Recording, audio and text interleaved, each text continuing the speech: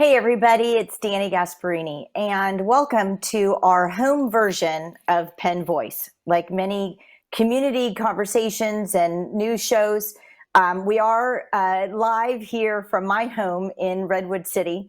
So as with other programs, you may just see my golden retriever walk in the background, or you may hear the UPS driver arriving. But what I can guarantee you is that you're going to be seeing in just a few seconds Bart Charlow, who is the CEO of Samaritan House. Bart, welcome to the screen.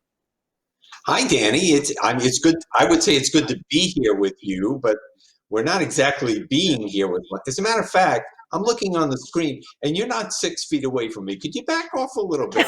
You know what? I actually did that too, and came on a program with my PPE mask on, just in case there were any studies on the virus flying through our internet connection. But thanks for pointing out a very important part of what we're living with today, and that is social distancing. It's a tough one to get through, but it is great to see you on screen. And it's terrific to come here and talk on Penn Voice. I was even running the theme song through my head before you came on. Well, it's really important for us to talk about Samaritan House, especially in today's environment. But for a few of our viewers who may not really understand what Samaritan House programs and services has been prior to COVID-19, because again, many of our lives changed on a dime. We had to pivot very quickly. What was Samaritan House doing prior to this pandemic that has hit us? Well, we were doing an awful lot. We are the leading agency in San Mateo County that's fighting poverty, and we have been for 45 years. And ordinarily, we do everything that people living on low income and struggling need to survive and thrive. So it's food, shelter, clothing, healthcare, financial assistance and financial empowerment services, even holiday programs and programs in the school. It was quite a big package with excellent case management, knitting it all together to make sure we were giving people what they needed, but not making them dependent on our services. And now, a lot more people need our services than ever. It had been 15,000 people we were serving per year directly, and then many thousands more through services that we enable or facilitate through other agencies across the county. Now it has exploded in demand. Right. And I could imagine that your decision-making process has changed minute by minute, hour by hour, day by day, as the state itself and the federal government itself sort of unveiled what this all meant, what this virus meant to each community. How does an organization pivot like that? How do you respond differently on an hour by hour, day by day basis when the need seems to be ramping higher and higher? We were always equipped to be adaptable. That's the nature of Samaritan House and one of our great strengths. We have excellent Mhm. creative people, and we have thousands of volunteers who we work with. So there were changes, of course, but none of them were things that we wouldn't know how to do. The issue was getting the resources to do and deal with so many more people. So we had to completely change over our system of delivering food. We had 12 different ways of delivering hot and cold food. We still deliver hot and cold food, but now everything is either delivered or it is drive through, for example. So you can't come to our pantry and pick through fruits and vegetables. You're going to drive up in your car. We know how many people you have in your house, and the volunteers or the staff members are going to give you a box full of that if you get pantry foods. And if you are stuck at home and you're looking for a hot meal, of course, that will be delivered to your door as it always was. So we know how to do that. It's the amount of doing that that has changed so remarkably. For example, we now have a minimum of 250 cars go through our main lot just for pantry food every single day.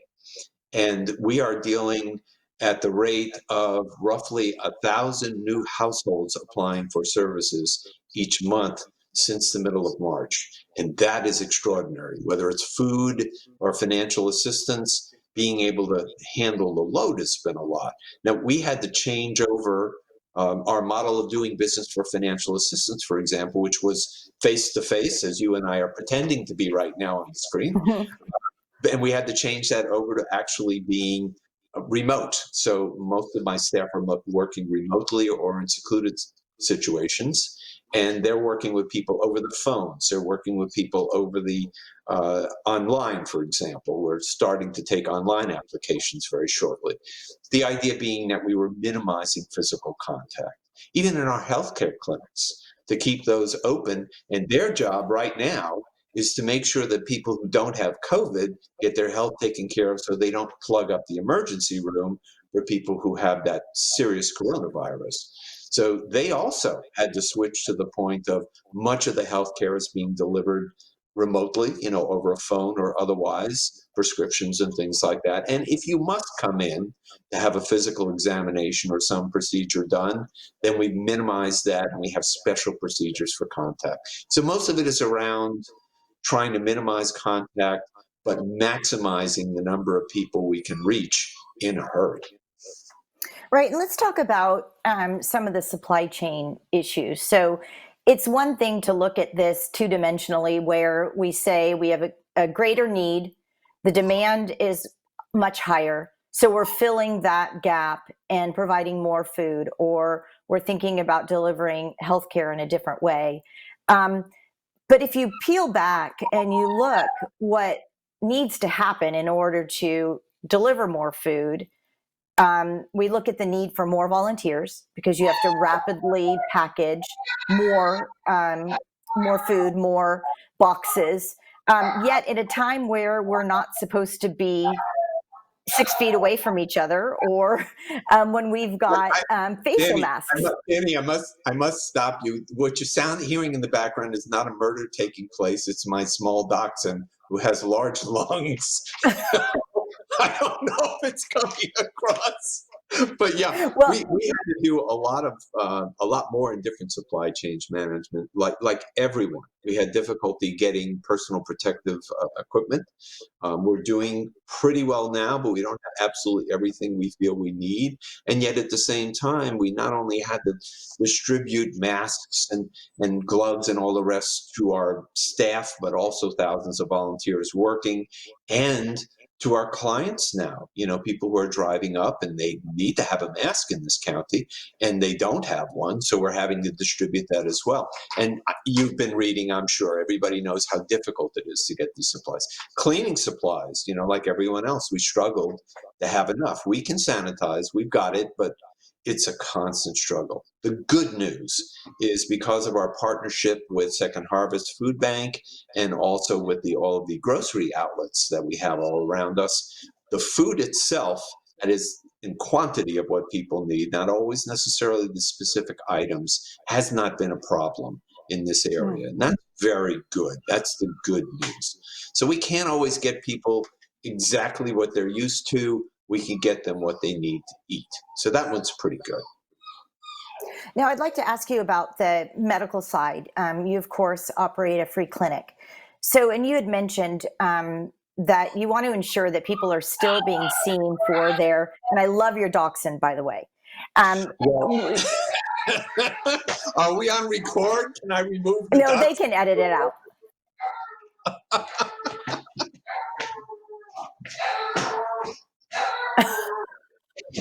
Nancy. Bart, thanks for that explanation about the supply chain and the number of volunteers needed and how you're dealing with ensuring that everyone is protected with PPE, that even the folks that are seeking your services are protected with masks. But also to speak to us about the clinic. You had mentioned early on, Samaritan House does deliver free clinic services.